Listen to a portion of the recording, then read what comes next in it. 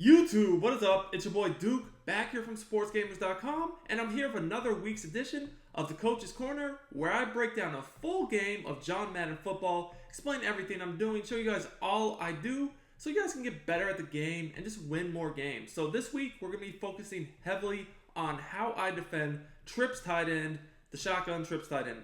A lot of players still run this. It's one of the best offenses every year, and I'm matched up against a trips tight end demon. So we're going to break down my defense, my offense, everything I'm doing in a full game. Let's get into it now. So I've done these episodes off and on for years, but we're going to start doing these each and every week. So if you like seeing high level John Madden football, if you like the chess match of football and really learning the strategies of, actual game situations and not just like a blitz or a money play, but actual real high-level Madden football strategy, you're going to love these episodes. And if you do, smash that like button, subscribe to the channel, comment, support me, help me out as a content creator. It does really help. Allow me to continue to do these episodes for you guys. So, the first thing I'm doing, I'm on offense. I set my audibles. I'm coming out in the tight offset out of the Saints playbook, but you will see me audible around to the bunch and basically the trips and a little bit of stack potentially upon what he does. Now, the first play of the game, I'm kind of always just wondering what they're going to run on defense. Are they going to be a dollar guy? Are they going to be a 3-3 Cub guy? Maybe dime nickel? We're going to see man coverage. Are we going to see match coverage? Are we going to see a blitz? Rush 4. You never really know.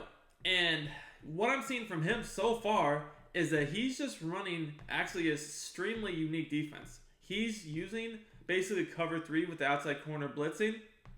And then he's basically using that outside corner as almost a wild card defender. And what I mean by that is he's taking this defender and he's manning him up.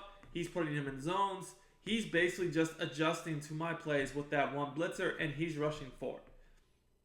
So that's very, very, very kind of off meta, a unique style of defense. I don't really play against too many people who do that.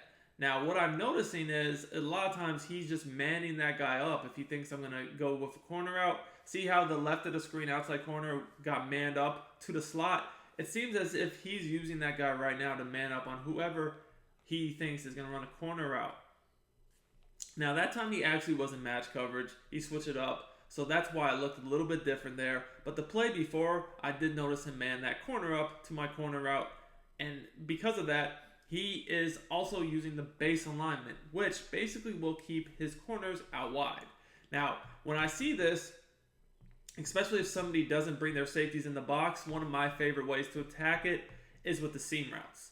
Now, he actually this time, see how he brings in his corner on the left of the screen? However, the one on the right is out wide. That makes me wonder if he manned him up, because as you see here, he is manned up, and that's why I went to the C route at a bunch on the one receiver, expecting that guy to be manned up. The only thing was, he actually had 2 people on him, so he wasn't open, and I just scrambled and took off. But when I see again, notice how the outside left corner is coming in, whereas the outside right corner is not. Generally speaking, if you just bring both corners in, that's just the coverage, and you're probably pressing or on base aligning. But because only one outside corner came in, that is a tell that he manned him up, and that's why I look to attack him. Now, on a 3rd and 1, I just want to go inside zone. I have quad father. I got a good O-line with abilities, so I'm just betting on my chance to get 1 yard, and if I don't get 1 yard, I'm just going to go for it anyways. So it's just a safe call right there. Now, anytime I have a 1st and goal, it kind of inside the 5, I'm probably going to run the ball just to see if you outrun me or not. Now, he's in nickel, and the best way to attack nickel running the ball is opposite the nickel back, so that's why I flip the inside zone, and I'm down to 1. Now, once I get to the 1, the strategy becomes a little bit different. I don't want to risk getting hit in the backfield, right? And I have potentially 3 downs. So what I'm going to do is I'm going to set QB sneak as an audible in goal line and come out and deuce close, because I can run stretch, but if I sub a running back and a tight end in a receiver, if I see he's in defense that can't stop sneak, I can just audible to the sneak. Didn't really feel like his defense was set up for stretch right there, so I just went ahead, quick snap stretch, got in the end zone. So you also notice right there I had Gronk as the outside left receiver. For me, he has the Vanguard, I guess you could call it the passive X factor that's always activated. And what that does is it's going to make him have dominant impact block wins on DBs. That's why I ran to his side. Okay, so you guys can see on defense now, he's going to run the trips tight end. Now, I'm going to go ahead and run dollar against this, and you guys can see I put my alignment on base.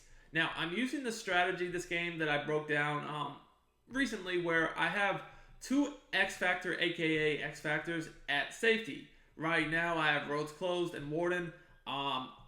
With the newly released Jackrabbit, you should probably use him instead of Warden because his X Factor only takes 3 plays to come back on once it's deactivated. So it's going to be on for over half of the game, whereas these other guys, it's more so like...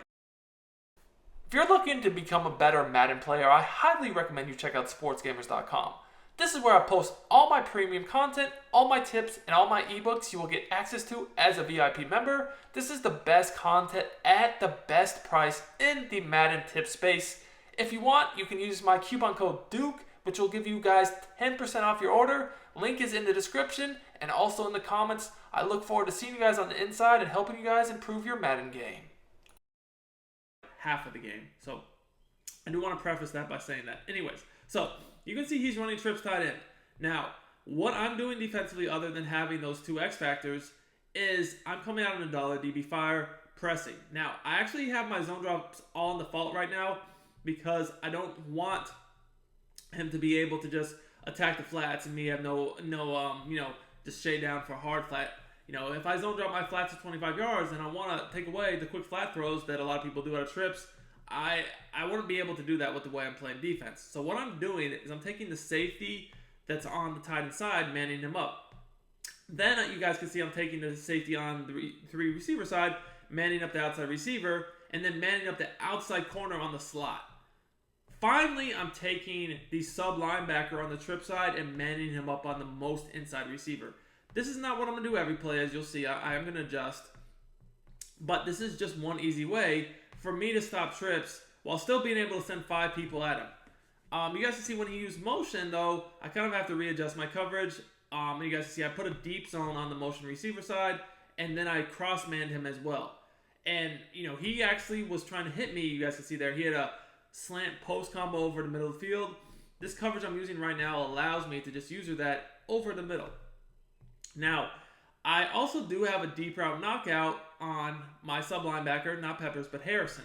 So, as you guys can see here, when I man him up across the field, or whoever I man him up on, he will be able to, if that receiver goes deep on a streak, knock the ball out. Now, another thing you're seeing me do is from time to time, I will put the outside corner on the trip side in a deep zone. When I do that, that's just protecting against a corner out on that side of the field, a deep ball. But if I see that outside receiver go across the middle, I know I need to guard that. So a lot of times I am leaving someone unguarded, and I'm just looking to guard the middle myself. So, he's on 4th down right here, and he tries to go with that motion corner route. Now, what I mean by motion corner route is he motion blocked the receiver, trying to get more time so he could just do the street corner combo over there. That's as soon as I saw that motion, I knew I had to take my user, and I went and ran over there so I could help defend it. I was able to end up getting a stop. He got hit as he was throwing the ball, but I was over there anyways myself. And you guys can see, this guy, offensively, he runs a lot of the more common concepts, like, corner routes with the streak on the trip side, then, the slant post over the middle of the field, crossers. He runs a lot of the meta, and I'm pretty prepared for it. Getting that stop was big right there, because now I can try to get last possession, because he does get ball at half. So if I can get last possession here and even get any points at all, that'll be big for me. I guess his first drive saw that I could beat his defense pretty easily, so now he's running dollar. And when someone runs dollar against tight, they're probably running DB fire, as he is, as you guys can see. I run DB fire. A lot of people like this defense. Now, I'm making him pinch his D-line, and if I see the D-line is not pinched, I'm going to run trap every play. A lot of people get into the habit of when they see someone pinch their defensive line in dollar, they just don't run the ball anymore. The thing is, you can still run the ball on a pinch D-line in dollar. You just have to use different runs. Like the inside zone is going to be more effective if they pinch their D-line, honestly, than trap. And you guys can see he's back in nickel. So when he's been in the nickel, he's basically been running that corner blitz and just manning up the blitzing corner. I audible the flood, and I just go with a quick flat route. And I'm going to no huddle here. I don't want to use my timeouts. I want to see if I can score quickly here. As you guys see, I had the seam route over the top, and I'm in there for a touchdown. So, might have scored a bit quickly there. I am going to give him the ball back, but at the same time, I'm not going to turn down a touchdown. I kind of knew the defense he was in and kind of figured the seams would be easy to attack. Now, guys, you can see here that my X factors, both of my safety X factors, are not active right now. And the thing about it is when they're not active, I still did put the deep route KO on them this game so that I can still man them up. And even when they don't have the X factor active, because I have deep route knockout on them, at least, if they're manned up and they throw a deep route, they will be able to knock it out. Now, in case you're unfamiliar, what that X factor does is when it's activated on my safeties, they basically get every important DB ability in the game. Like, they basically have one step ahead, so they're going to play a lot tighter man coverage. And then they have every knockout too. So they'll knock out deep routes, short routes, and medium routes. And even if I kept them in zone, they would get the zone knockouts too. So they're basically Avengers. I mean, those guys lit up are the best defenders in the game, like in my opinion, bar none. And like I said, I would definitely recommend getting that Jackrabbit, Janoris Jenkins instead of Warden now that he's out, because again, his X Factor will be active more than half of the game, which is the best you can get. So again, I see him doing this motion, and anytime he's been doing that motion, he's either been trying to do a motion slant or motion that guy in so he could throw a corner out. And that's why you guys see I was prepared for that. I had that corner on the outside left in the deep zone so I could look to take that away. Now here I'm manning him up on the slot because when he motioned the inside receiver, he sends him across the entire formation, and I'm going to leave the running back unguarded with a flat zone.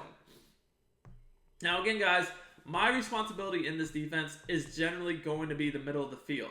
I'm using a lot of cross-man tactics to try to take away his crossers and his posts and his slants, but I still know that unless they're manned up by those safeties when the X Factors are active, there's a good chance, he could definitely, just beat my man coverage. So that's why I'm trying to set up so I can defend the middle of the field, which is why a lot of times you'll see me leave that flat zone on the tight end side of the formation and put a deep zone on the three receiver side of the formation. The flat zone on the tight end side is going to do two things. One, if the running back goes on the flat, he's going to be guarded because, again, I'm leaving the running back unguarded. Two, if they try to throw a quick tight end corner out, 10 to 15 yards, that's going to be guarded. Now, he's now audibling the tight. His trips is kind of boxed, so he's audibling the tight, and you guys can see that when he goes to tight, I'm more worried about that, the PA cross play. So in tight, I'm always going to play a cover 3 on the running back side because that's where they'll try to do that weird corner out off the play action play exactly like I was thinking he was going to do. He actually went. He tried to bomb me with a streak and post combo with PA slot options. Definitely wasn't expecting that, but that was a good adjustment by him. And I feel like my deep zone would have reacted, but that would have been close. I'm glad I was able to get the pressure there. And again, you guys see I'm blitzing 5 almost every play. And that's just allowing me to guarantee myself pressure and, force a quick read. So here, guys, I'm actually going to switch it up. And you guys can see here, I'm backing up my flat zone on the left of the screen to protect against that corner out and guarding the middle of the field. You saw he had a corner on the left and then 2 posts coming over the middle of the field from his inside receiver and then his motion receiver. I was actually able to get the stop right there. So now I'm thinking, okay, maybe I can get a field goal right before half. Basically, I don't have the best kicker, so I don't want to risk getting sacked and getting knocked out of field goal range. I'm just running the ball. I'm going to call a timeout. I'm going to take my 3. I feel like at this point there's no need to risk it. He was in spinner. I could kind of just tell the way his defense aligned. He was in spinner. That's going to be a very good blitzing defense. Again, I don't want to get sacked out of field goal range. So we're going to call trap and play it safe right there. My defense has been playing great, and at this point a field goal does put up me 3 scores. So, that's definitely something that is good. Anytime you're going into halftime up 3 scores, you got to take that, right? The chances of someone coming back on you when you're up 3 scores at halftime, you really have to choke. So, okay, I'm going to start off the second half. My X Factors are active. So, again, I can basically have them in any assignment, and they're going to be goons. Though, like I said, I always prefer to man them up. You guys can see here, I'm going to man up that outside receiver. So, when he's running the post, he has no chance to get open. As you guys can see, Warden was step for step. I've been noticing that he's trying to motion block that receiver a lot, and it's, not really giving him that much time because, I'm blitzing 5 almost every play. That's the whole key with dollar is, when you blitz 4, the blitz can get slowed down. But when you blitz 5, you're going to get pressure because even if they know how to block both DBs, which is rare, if you have a good D line, chances are this year one of your D linemen, he's going to get in quick enough that they're not going to have too long. So right here, he ran the other main play that you have to be aware from in tight, which is drive corner. Drive corner has the really deep corner route to the left of the screen. He also coupled that with a wheel route out of the backfield to the running back, and then the routes over the middle. Again, I was bringing quick pressure at him. I played a cover 3 on the running back side, cover 2 on the opposite running back side. He didn't block anybody, so he just had to get that away quickly. We'll take that. Now, what you're noticing is, guys, when he's in trips, I'm always using the sub linebacker on the running back side. That's just so that in case he does run the ball, I can take my user and, defend that. Now, defend the run, I should say. Now, when he does use the motion, I pretty much know that's a tell he's passing the ball. So at that point, I'm no longer worried about the run, and I'll just use whichever sub linebacker I want at that point. The thing about it is, remember, Harrison has deep route knockout. Peppers doesn't. So ideally, I want to be moving Peppers around so that I can user him and always man up Harrison so I can get the knockout ability. Now, I know that the majority of the time, a trips user is going to want their trips on the wide side of the field, so I'm always making Harrison the sub linebacker on the wide side, right? Now, again, you guys can see, I know what did he run last play when he came out on tight. He ran a drive corner, so I know that super deep corner route is a threat. That's why I backed up that deep zone as far as possible, so that even though I was in cover 2 over there, he would have had to have a super long time in the pocket to get that open. And when I'm rushing this blitz out of dollar, I just don't feel like it's going to happen. So here, guys, you can see this is the first time he hit me with a deeper corner route on the tight end side. Now, that's going to make me think, okay, I have been just using a flat zone over there because I was thinking he was going to run a quicker corner or the running back out of the backfield, and that was doing a good job. But for a deeper corner route like that, I'm actually going to need a deep zone over there, and that's why you see me make this adjustment the very next play. Now, this play, he actually hit me with a concept where he was running a post over the middle with the tight end on the trail, and then the running back out of the backfield. Now, because I had the flat zone KO over there on my outside corner, even though he was in a deep zone, he just threw a flat pass that was under 10 yards. Now, even though I had my DB in a deep zone, it doesn't matter what assignment it is. It matters where on the field your defender is as far as when the route KO will trigger. And because my KO was within 10 yards of the line of scrimmage, and I have a flat zone KO, which triggers under 10 yards, I was able to knock that wheel route pass to the running back out. So, again, that's a common misconception. Your KOs are not built upon the assignment of the defender, but rather where on the field they are. So you could actually have him on any assignment as long as he's within 10 yards of the flat outside the numbers. A flat zone knockout, as long as it's a zone assignment, will knock the ball out. So it doesn't matter if it's a deep zone or a flat zone, right? It's actually very important. Why I really like that in this type of defense does help take away the quick flats. So he's in dollar, right? I mean, his nickel hasn't been working. He's kind of desperate at this point. Now he's just running random plays at a dollar. Just one of the bench concept there. I thought he was going to be blitzing. He actually wasn't. And I had an out route wide open, just overthrew it. Kind of a bad break. So with threat detector, I saw where he was blitzing from right there. I thought it was probably still the cover 3 he was in last time. He wasn't really blitzing me.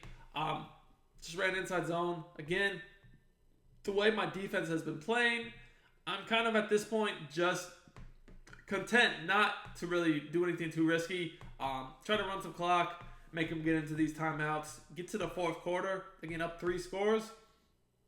Really good. Now, I know he's in spinner. Why? Well, because when you press out a dollar from a base alignment, your outside corners only come in if you're in man coverage. So when I see those corners come in, I know that now he's in spinner or at least some type of man coverage, but most likely spinner because that's the only man coverage I've seen him run all game. Now here I know for a fact he's in spinner because it's a third down. I can see he has that slot blitzing, and then his corners came in. So I knew that was spinner. I just basically saw one-on-one. I had a seam streak. Unfortunately, got knocked out, but it's fourth down. So here I can see that he only has his user blitzing, so that kind of tells me I have all day long here to do whatever I want. So I'm going to run a dual corner out combo and then put the running back out of the backfield on a trail route so his user has to worry about that. Was able to easily hit the corner out on the sideline, and now we're really cooking with grease here. Really cooking with grease. So he didn't pinch his D-line, and like I said, if he does not pinch his D-line, we're going to run trap. And I guess I fumbled. That's why you want to play on conservative. But I will say, I do play on conservative almost every game.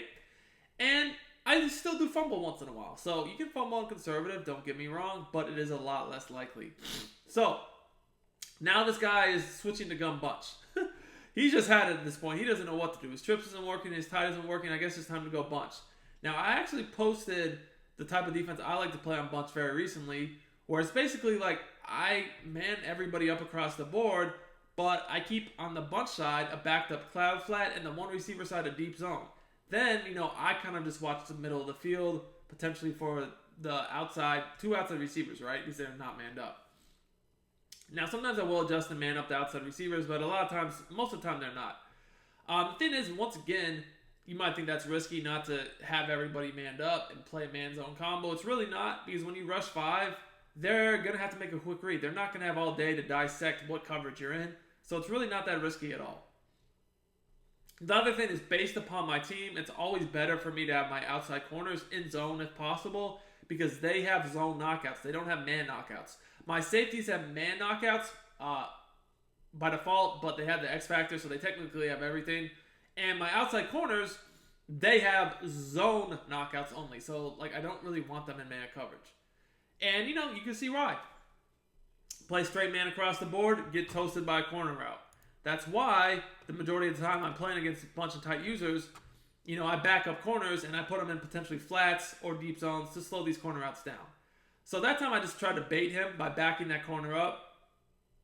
I wanted him to think that maybe he would have a quick throw, but then I actually did shave my coverage down, and you guys can see that kind of tricked him. He was not ready for it, and, he basically had to eat a sack. Now he's going to tight, and again, my whole thought process with tight is, play a combo coverage. I'm going to play cover 3 one side, cover 2 the other, and if you want to check down and hit a hitch, that's fine. I've noticed that basically in tight, again, he's either trying to do the street post combo or drive corner with the deep corner route. So at this point, I know all of his plays. Again, I'm shading my coverage underneath because I knew he was going to try to hit me with verticals. When you shade your coverage underneath, though, you have to watch for the deeper routes down the field because, the guys that are manned up by safeties, when you shade your coverage underneath, they're going to get beat. So we picked them off. Hope you all enjoyed.